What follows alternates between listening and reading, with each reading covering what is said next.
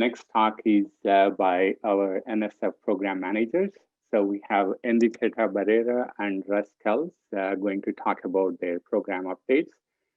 And Enriqueta and Russ are program directors in NSF's Division of Earth Sciences. Enriqueta's program responsibilities include geobiology and low temperature geochemistry, critical aspects of sustainability, origin of life, and signals in the soil. Russ Kelz is responsible for EAR instrumentation and facilities and community facility support, such as synchrotron-based analytical capabilities, advancing earth and environmental sciences research and training. And the title of the talk is Program Update, National Science Foundation, Geobiology and Low Temperature Geochemistry. So Enriqueta, so you can start. Okay, thank you so much for the introduction. Can you hear me clearly? Yeah, I can hear it, yeah. Okay, perfect.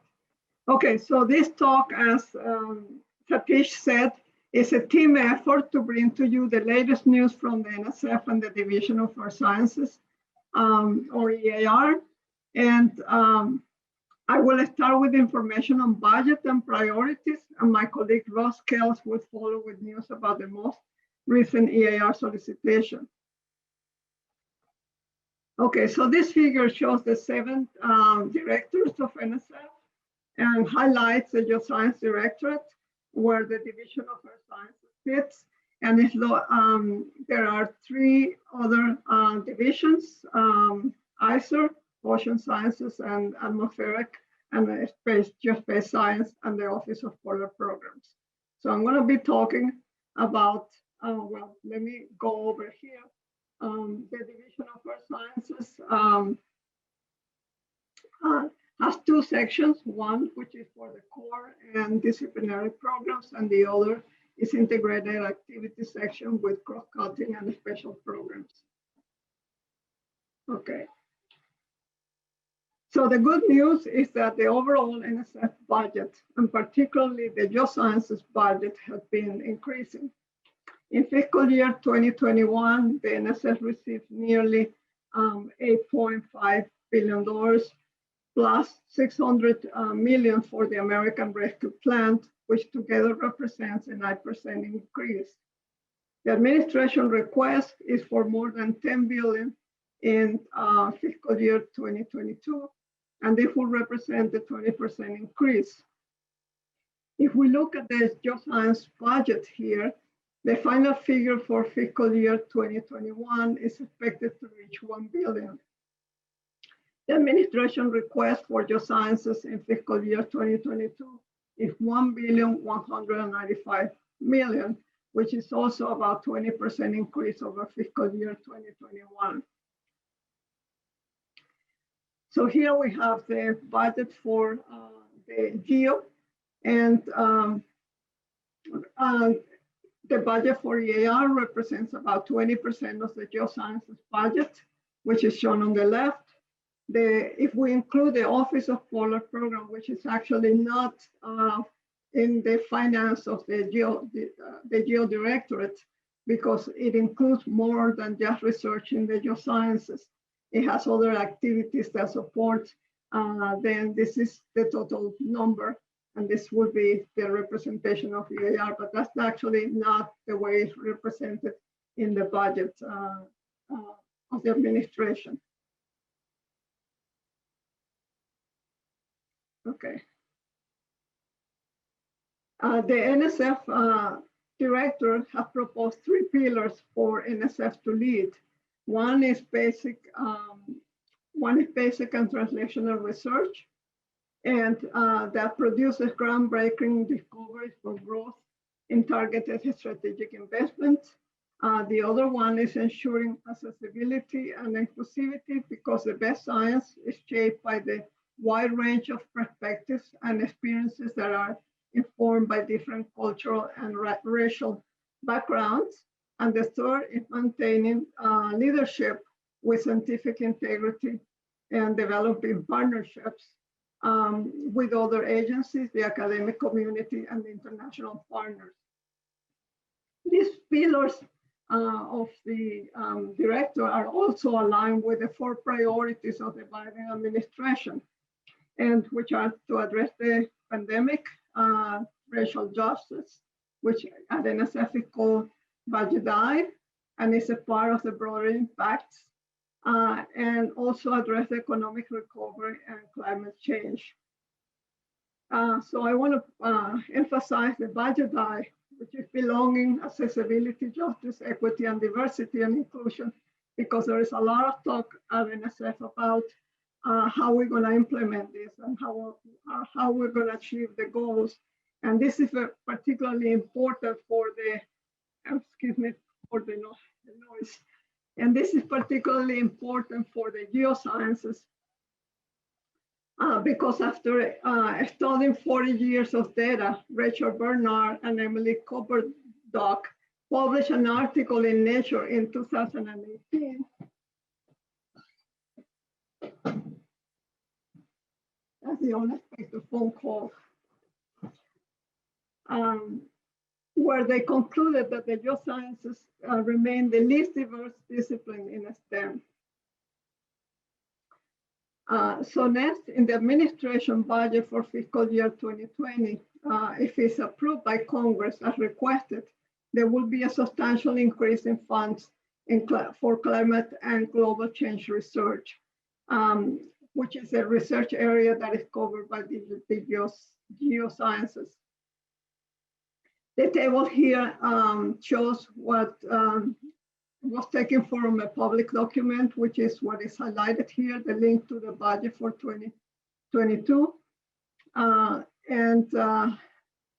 Research in this area will expand climate science, climate impacts, climate adaptation and mitigation strategies, and climate solutions. Other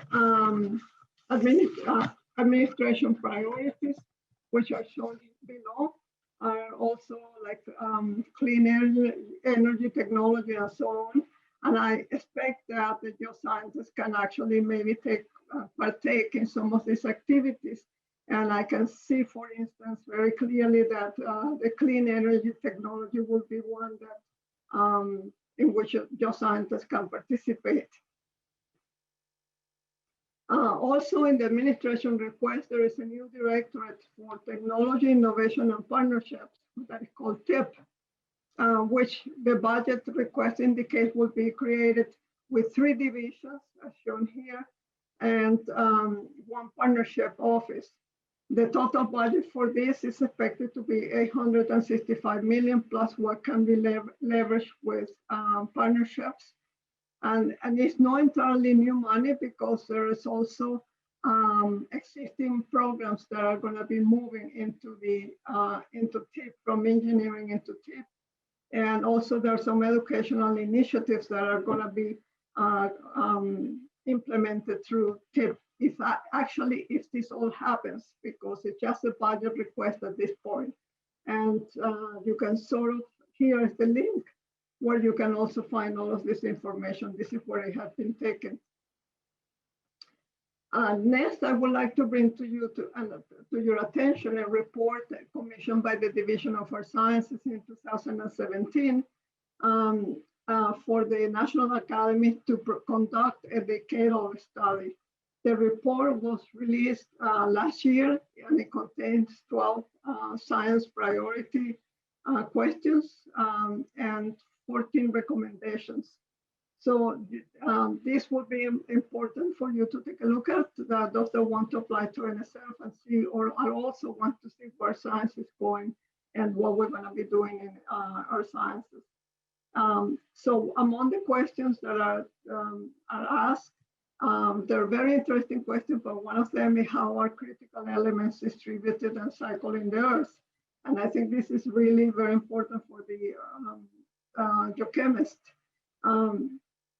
We have at the moment a funding opportunity in this area, and that will be of interest to this audience. And it's a critical aspects of sustainability, which has 2 components, which, well, it's primarily focused on critical minerals and materials in the Earth.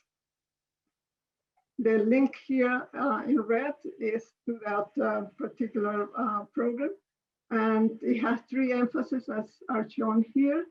But I want to emphasize that if you want to work in this area and you see you're working on something that you don't see emphasized here, please ask us, because this is not completely, it hasn't covered everything that's possible to do in this area. So with this, I'm going to close and pass the presentation to Russ. Thank you. Thank you, Enriqueta. So I just stopped sharing. Okay, can you guys hear me? And can I now share a screen? Sure, yes, you can. Okay. Well, first of all, hi, my name is Russ Kelz. I'm a program director in the Division of Earth Sciences, specifically managing the Instrumentation Facilities Program. And I thought people might be a little bit interested, some of you keenly interested, I would think, in the solicitation that was just released last week that was anticipated for community facility support for synchrotron-based analytical capabilities for earth and environmental sciences. So let me share my screen so I can give you a snapshot here.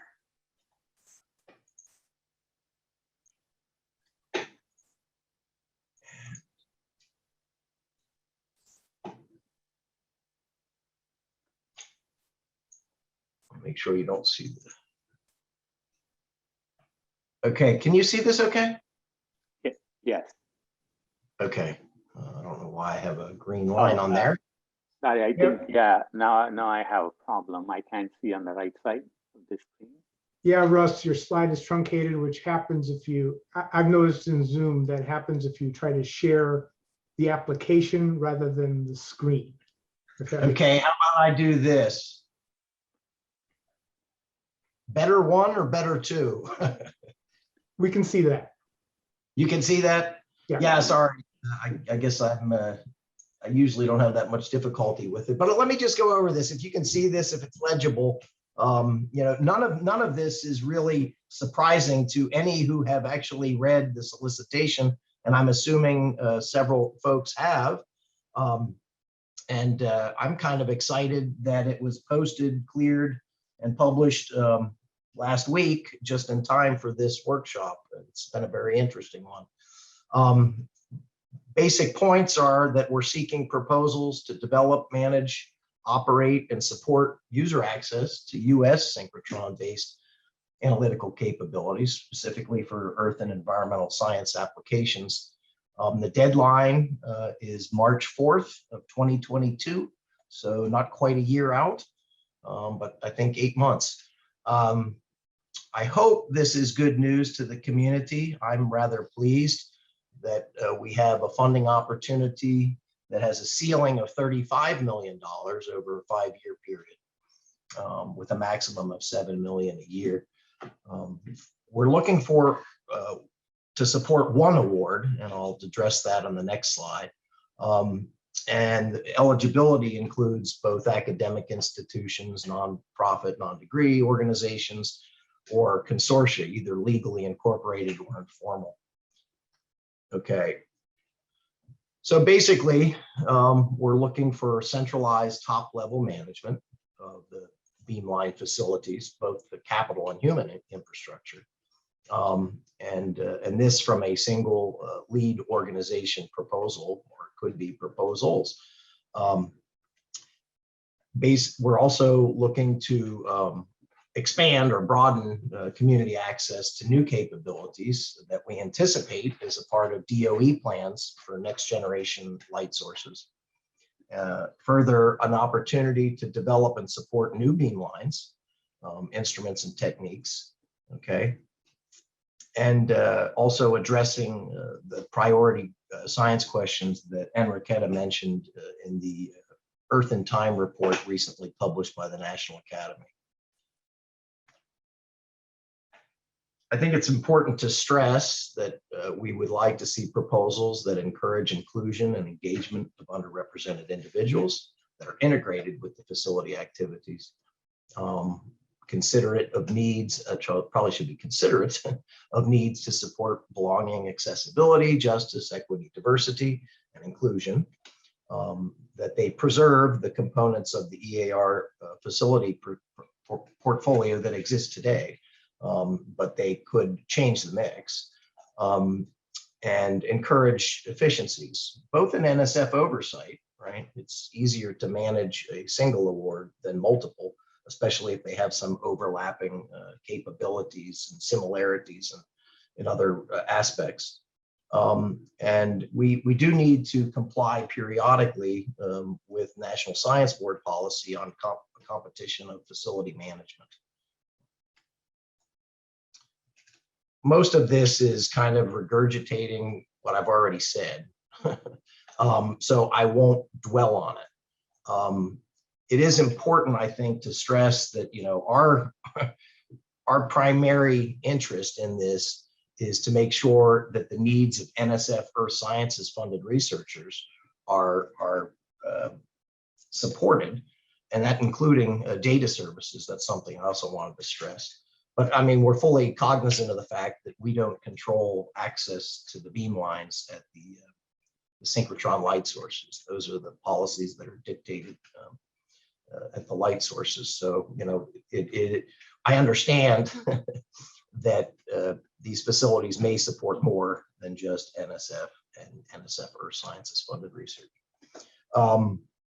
Partnerships are important, of course, and it would be expected that the awardee would manage most of those with input from NSF management if necessary. And importantly, scientific community input needs to be an important component of any proposed facility management. Again, these are, I think, pretty obvious points. I did want to stress again that with advisory committees, I would hope that they're appropriately diverse, writ large, right? So diverse in scientific expertise and diverse in other aspects. And I think I'll end with, well, I have a timeline and one more slide, but I will end with the fact that as we move forward with our facilities program, we're trying to institute a more standardized method of record keeping, specifically in recording not only who the users are, but where they get their research support from. Okay, so that would be hammered out in the terms and conditions of a cooperative agreement of any new award. So that's something I would just put out there. The timeline, as you know, and I think we hit this because this was something we prepared some time ago, is that the proposal would, the solicitation would come out this quarter. We just got in there, and the proposals due in the first quarter of 2022. This process, because of the anticipated potential size of the award, is likely to require a full year. Most NSF proposal competitions don't, but this is something that requires internal, what's called Directors Review Board review. So it's somewhat akin to a thesis defense, where you have to show that that this is worthy of NSF support to people at higher levels within NSF than we normally have to go to. And in that period of review, the current facilities that support capabilities at synchrotron beam lines are due to expire, their current awards. So we anticipate that we would provide bridge funding, so people should not worry. People are not going to lose their jobs. There's just going to be a transition period until we find out what happens next. And then a new award of a cooperative agreement, you know, approximately a year from when proposals are due.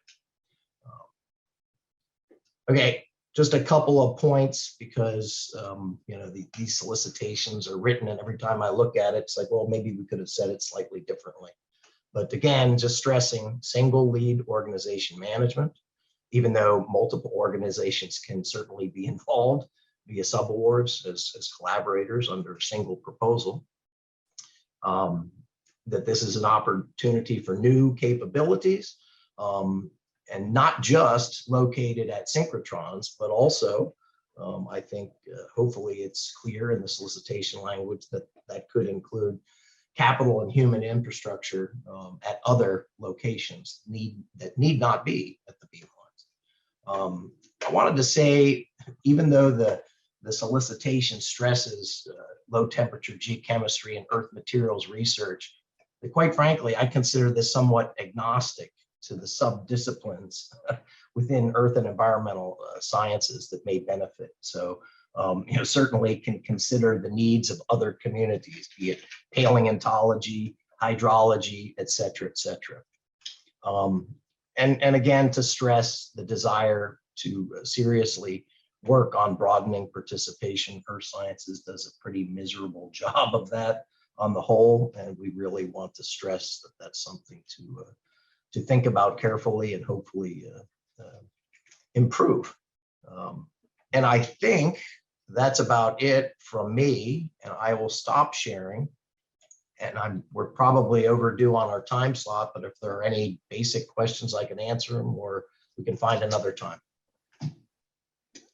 Thank you, Russ, and thank you, Enriqueta. So I think we'll have more extensive discussion tomorrow afternoon during the roundtable discussions. So maybe we can move to the next talk.